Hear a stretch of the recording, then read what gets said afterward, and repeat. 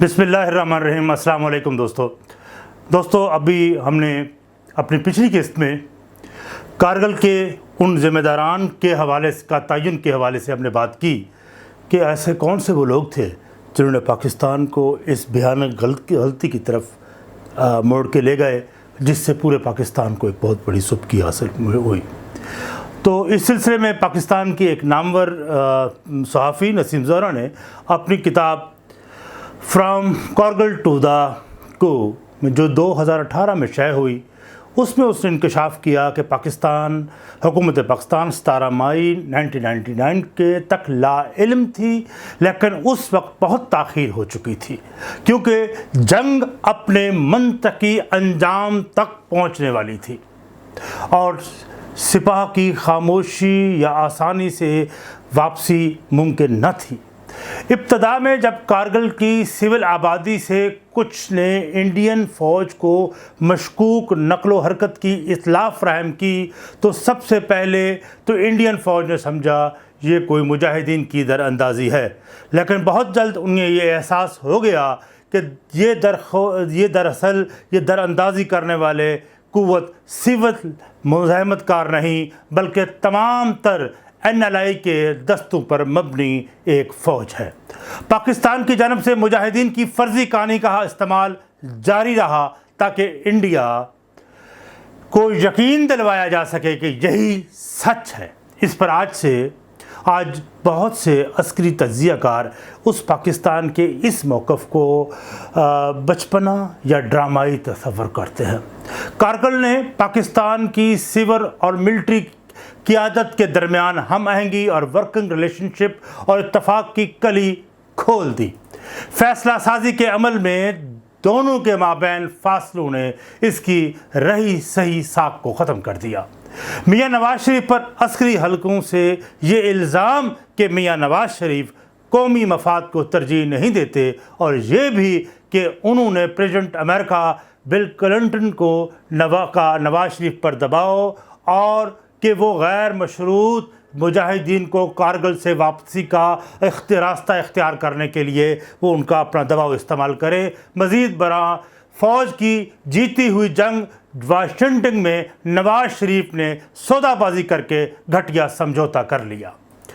कारगिल के कोहपहमा ऑपरेशन के अख्ताम पर इल्ज़ाम तराशी अवामी गम गुस्से के दौरान नवाज शरीफ ने कदम उठाया तो उनका सामना उस फ़ौजी बगावत से हुआ जिसके नतीजे में परवेज़ मुशर्रफ को इक़्तिदार पर कब्ज़ा करने का मौका मिल गया। दरअसल हकीकत ये है कि मियाँ नवाज शरीफ कुर्बानी या मुक़द्दस दरबार के चढ़ावे का वो बकरा है जिससे वो न सिर्फ बहुत सौ की फेस सेविंग हुई बल्कि अदारे के वक़ार को भी आँच ना आई। कारगिल में ऑपरेशन कोहपहमा और लाहौर अमन मुआहदा का जायज़ा लिया जाए तो दो अदारे एक दूसरे के मुकाबले खड़े नज़र आते हैं और आज तक ये सवाल सामने आता है कि भारत से ताल्लुकात के हवाले से सिविल हुकूमत और फ़ौज के मुश्तरका सोच पर एक सवालिया निशान सब्त है। इस तरह नसीम ज़ोहरा इसी किताब में दर्ज करती हैं कि कारगिल के मनसूबा साजों ने भारतीय रद्द-ए-अमल के बारे में असल से कम और हक़ाइक़ से बरअक्स गलत अंदाज़े लगाए। जैसे डॉक्टर नगीन पैगाई में इस पर वो तबसरा करती है कि फ़ौज ने ये अपने अंदाज से तय तसव्वुर कर लिया था कि भारतीय दस्ते कश्मीर में मुदाखलत और वहाँ की मुज़ाहमत से निपटने तक वो निढाल हो चुके हैं। हिंदुस्तान में एटमी तजर्बे में पहल करने की वजह से हिंदुस्तान अमेरिका की हमायत से महरूम हो चुका है और ये भी कि क्लिंटन की ज़ाती ज़िंदगी में दरपेश नाखुशगवार सूरत हाल तवज्जो हटाने का सबब और यही वो मौका है कि इस मौका से फ़ायदा उठाने के बाद हम कारगिल तक पहुंच जाएंगे और अपने मकासद हासिल कर जाएंगे। दरअसल यकीनी ये एक गलत सियासी बसीरत का मामला था। इस ऑपरेशन कोहपहमा के बाद अमेरिका और भारतीय बालिशी अदारों की जानब से पाकिस्तान को दहशतगर्दी के लिए महफूज पनाहगाह होने की जारहाना तनकीद का सामना करना पड़ा। इससे ज़्यादा बुरा तो ये हुआ کہ پاکستان کے لیے بھی کسی بھی دہشت گردی کی کارروائی کے ہوتے ہی پورے یقین کے ساتھ اس کا الزام پاکستان کی آرمی پر دھرنا بہت ہی آسان ہو گیا، خواہ اس کے لیے پاکستان کتنی ہی تردید کیوں نہ کرے۔ لیکن جس طرح ابھی پچھلے عرصے میں پلوامہ بحران نے پھر ایک بار بحران کے بعد بھارت نے بالاکوٹ پر فضائی حملہ کیا، حالانکہ یہ بھی بات واضح ہو گئی تھی کہ پاکستان فوج کا پلوامہ کے کسی بھی حملے میں کوئی ملوث ہونا تو دور درکنار، حالانکہ اس کے تانے بانے ہندوستان کے اندر سے ملتے ہیں۔ پاکستان کی صحافی نسیم زہرا نے اپنی کتاب میں لکھا کہ ابتدا میں تو کارگل کا منصوبہ بنانے والوں کی سوچ یہ تھی کہ اس کے انتظام کشمیر میں پہاڑ کی چوٹیوں پر قبضہ کر کے سری نگر ہائی وے کو بند کیا جائے، کیونکہ وہ سمجھتے تھے کہ یہ سڑک کشمیر میں تعینات ہندوستانی فوج تک سپلائی کا واحد ذریعہ ہے۔ اس سڑک کو بند کر دینے سے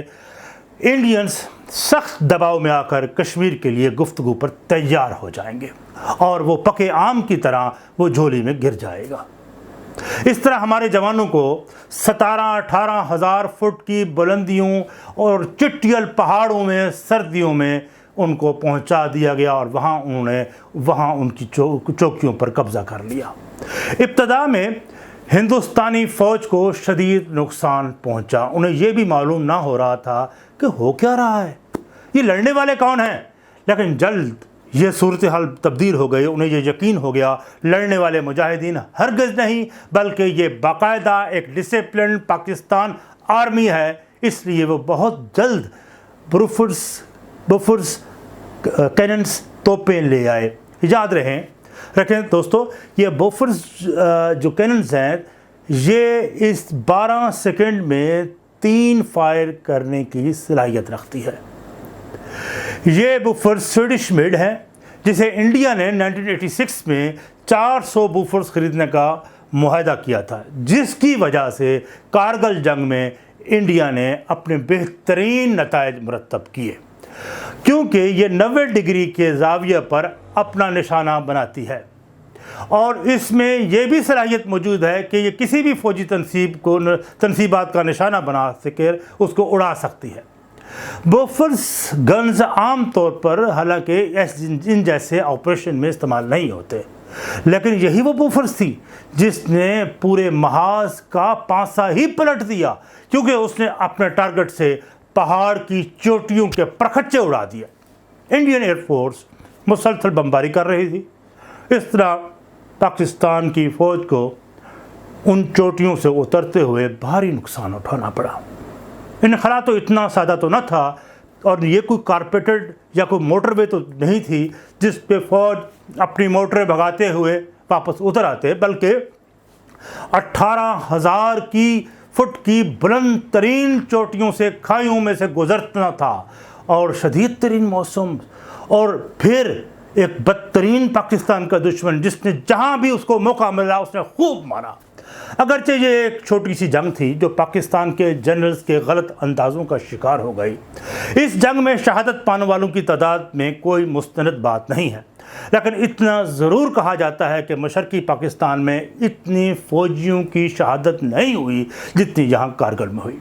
نسیم زہرا بھی اسی سلسلے میں کہتی ہے کہ کارگل کا منصوبہ کئی برسوں سے زیر غور تھا، اس پر عمل 99 کو ہوا۔ یہ منصوبہ سب سے پہلے سابق وزیر اعظم محترمہ بینظیر بھٹو صاحبہ کے سامنے پیش کیا گیا جب پرویز مشرف ملٹری آپریشن کے ڈائریکٹر جنرل تھے۔ بینظیر بھٹو نے اسے یکسر ناقابل عمل قرار دے کر مسترد کر دیا۔ نسیم زہرا اس کارگل آپریشن کی وجہ سے کشمیر اور جو وجہ ہے وہ بتاتی ہے کہ اس کی وجہ کشمیر اور سیاچین ہے، جس پر 1984 میں بالکل اسی انداز سے انڈین آرمی نے انہی حالات میں قبضہ کر لیا، اور اسی طرح پاکستان فوج نے بھی کارگل کے ٹائیگر ہلز پر قبضہ کیا۔ وہ لکھتی ہیں کہ 4 جنرلز کے جتھے، جن میں chief of army staff general Pervez Musharraf, force command of the northern area major general Javed Hasan, chief of the general staff general Aziz Khan, command 1910 corps commander general Mahmood Aamir شامل تھے۔ یہی وہ چار جنرل تھے جنہوں نے لائن آف کنٹرول پر اپنا ہوم ورک مکمل کر رکھا تھا۔ ان چاروں جنرلز نے سیولز حکومت کو اعتماد میں لیے بغیر کارگل آپریشن کر کے اس کی پالیسی کی خلاف ورزی کی، جو ایک منتخب وزیر اعظم نواز شریف کی ایک منصوبہ تھا۔ اور یہ اشارہ دراصل فروری 99 میں نواز شریف اور واجپئی کے درمیان طے پانے والی لاہور سمجھوتے کی طرف سے ہے، جس سے تعلقات کا ایک نیا باب رقم ہونے کو تھا۔ اس آپریشن کی ابتدا میں بہت سے جنرلز نے اپنے تحفظات کا اظہار کیا، تو چاروں جنرل نے یکسو اور ایک آواز میں یہ کہہ کر سب کو خاموش کر دیا کہ حالات تو ان کے قابو میں ہیں، کوئی ہمیں وہاں سے ہلا نہیں سکتا۔ اور پھر یہ ایسا محسوس ہو رہا تھا کہ یہ ون وے سچویشن ہے۔ وزیر اعظم نواز شریف اس وقت ان حالات کا علم اس کو پہلی بار 17 مئی کو ہوا، جب انہیں بریفنگ دی گئی کہ پاک فوج کو لائن آف کنٹرول کو عبور کیے مدت اس وقت گزر چکی تھی۔ اس وقت کے وزیر خارجہ سرتاج عزیز نے نواز شریف سے اپنی بے چینی کا اظہار کیا اور کہا، لاہور سمٹ کے بعد ایسا کیوں ہو رہا ہے؟ اس بریفنگ میں اور نواز شریف کو یقین دہانی کروا دی تھی کہ اس آپریشن سے مسئلہ کشمیر حل ہو جائے گا۔ اس پر نواز شریف بھی قائل ہو گئے، اور لیکن سرتاج عزیز نے برملا کہا کہ بین الاقوامی قوتیں اس معاملے پر ہرگز خاموش نہیں رہیں گی، بلکہ وہ تو انڈیا کا ساتھ دیں گی۔ جس پر نواز شریف نے کہا، میاں صاحب، سرتاج عزیز صاحب، فقط میٹنگز اور سیمینار سے کشمیر نہیں ملے گا۔ تو نسیم زورہ کا موقف بھی یہی ہے کہ پرویز مشرف نے اس وقت کارگل آپریشن کیا جب پاک انڈیا تعلقات میں بہتری آ رہی تھی، لیکن اس کارگل آپریشن کے بعد تو اس قدر بد اعتمادی پیدا ہوئی کہ پرویز کے مشرف کے بعد میں واجپئی کی منتیں کرنا پڑیں، ان اپنے گھٹنوں کے بل چل کر انڈیا جانا پڑا، واجپئی سے ہاتھ ملانے کے لیے بے تاب تھا اور منتیں کرتے رہے کہ انڈیا ان سے کم از کم بات چیت تو کرے۔ نسیم زورہ کہتی ہیں، جو لوگ اس آپریشن کے حوالے سے بات کرتے ہیں کہ اس سے کشمیر کاز کو فائدہ ہوا، بالکل غلط بات ہے۔ حقائق تو یہ ہیں، یہ انتہائی غلط قدم تھا، جس کے نتیجے میں پاکستان کو کئی برسوں تک اپنی کوششیں کرنی پڑیں کہ آئیں ہندوستان ہمارے ساتھ بات تو کرے، اور انتہائی غیر ذمہ دارانہ طرز عمل نے پوری دنیا میں پاکستان کی حیثیت کو مشکوک کر دیا اور عالمی برادری میں بہت زیادہ بدنامی ہوئی۔ اس طرح بہت سی شخصیات نے کارگل کے حوالے سے ہوشربا انکشافات کیے، جو براہ راست کسی نہ کسی وجہ سے اس آپریشن کو پہما کا متحرک حصہ رہے۔ ان میں ایک جنرل شاہد عزیز بھی ہیں، جو اس وقت آئی ایس آئی کے ڈی جی تھے۔ جنرل شاہد عزیز نے ریٹائرمنٹ کے بعد کارگل ایشو پر بات کی اور اپنے موقف کو دو ٹوک انداز میں ابلاغ کے سارے فورمز پر بیان کیا۔ خصوصاً انہوں نے اپنی کتاب یہ خاموشی کہاں تک اور ایک سپاہی کی داستان عشق و جنون میں آپریشن کو پہما کا تفصیلی ذکر کیا اور کہا، فوج میں جب کوئی منصوبہ بنایا جاتا ہے تو اس کے لیے دشمن کے ہر رد عمل کا جائزہ لیا جاتا ہے، لیکن یہاں تو پھر ایسا لگتا ہے کوئی رد عمل متوقع ہی نہ تھا، بلکہ فقط مفروضوں پر ایک پلاننگ کی گئی تھی، اور ان کے اس عمل کے بعد روش دشمن سہم کر بیٹھ جائے گا ایسا محسوس ہوتا تھا، اور اپنی ان پوسٹوں کو واپس نہ لے سکے گا، بلکہ مجبور ہو کر مساحلیت کی میز پر آ کر وہ سب کچھ تسلیم کر لے گا جو ہم ان سے مطالبہ کریں گے۔ لیکن وہ تو نہیں سمجھتے جناب کہ ہندوستان تو ہمارا آدھا ملک کھا کے ڈکار بھی نہ لے لیا اس نے، اور ان مفروضوں پر یہ عسکری منصوبہ بنا اور بعد میں صفائیاں پیش کی جاتی رہیں۔ جنرل شاہد عزیز کہتے ہیں کہ میں آئی ایس آئی میں ہندوستان کی تمام کارروائیوں پر نظر رکھنے پر مامور تھا، ان کی طرف سے کوئی ایسی حرکت نہ تھی جس سے یہ اندازہ ہو کہ وہ جارحانہ کارروائی کا ارادہ رکھتے تھے۔ ہمارے پاس اس قسم کی کارروائی کا بھی کوئی جواز نہ تھا۔ شملہ معاہدے کے بعد لائن آف کنٹرول کو انڈیا نے عبور ہی نہ کیا تھا۔ ایک آدھے مورچے پر جھگڑے ہو سکتے ہیں اور اس سے زیادہ تو کچھ نہیں تھا۔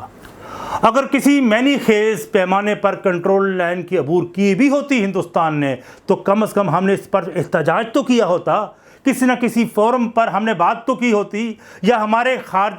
دفتر خارجہ میں کوئی ریکارڈ تو موجود ہوتا، لیکن ایسا کچھ نہیں تھا۔ ان کی طرف سے نہ کسی حملے کی تیاری تھی، نہ ہی کوئی ارادہ نظر آ رہا تھا۔ یہ کہنا کہ ہمارے سینئر کمانڈرز کو دور اندیش ہی اور چوکس رہنے کی وجہ سے انڈیا کا حملہ ہمارے پر کرنے سے پہلے وہ حملہ رک گیا، یہ سب کچھ حقیقت نہیں ہے، بلکہ یہ اصل حقائق سے روپوشی ہے۔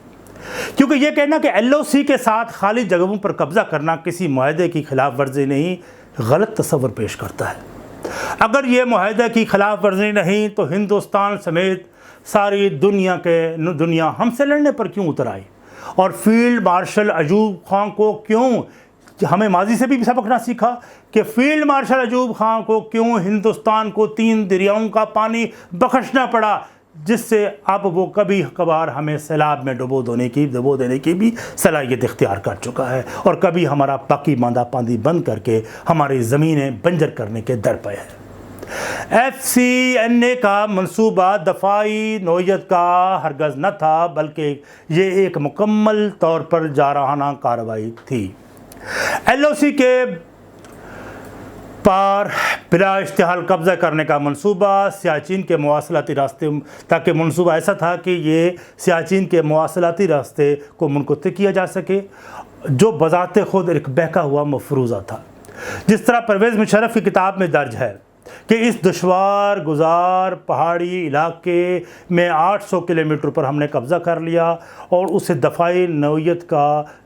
چھوٹا آپریشن کیوں کر کہا جا سکتا ہے کہ صرف زمین پر موجودہ کمانڈ ہی کے دائرہ کار میں آتا ہو۔ فوجی لیڈر کی دانائی اگر اس قدر محدود ہے کہ فیصلے کے اثرات کا علم ہی نہیں، تو اسے فوج کی کمانڈ کرنے کا بھی ہرگز حق نہیں ہونا چاہیے۔ مگر افسوس کہ ہماری تاریخ میں ایسے ہی کمانڈر نصیب ہوئے۔ اس پوری لڑائی میں مجاہدین کا کوئی حصہ نہیں تھا۔ ہمیں دھوکہ دینے کے لیے ایم او میں بریفنگ کے دوران ٹیپ ریکارڈز سنائے گئے جو پشتو زبان میں پیغامات دیتے تھے، جو شروع دن سے وائرلیس پہ چلائے جا رہے تھے، تاکہ یہ تاثر قائم ہو سکے کہ یہ سب کچھ مجاہدین ہی کر رہے ہیں۔ اس پر جنرل شاہد عزیز کہتے ہیں کہ اس بریفنگ میں تبصرہ اس کرنے کا کیا فائدہ کہ ہماری فوج اتنی فوج دشمن کے علاقے میں گھس بیٹھی ہے، لیکن وہ ہم سے لڑیں گے۔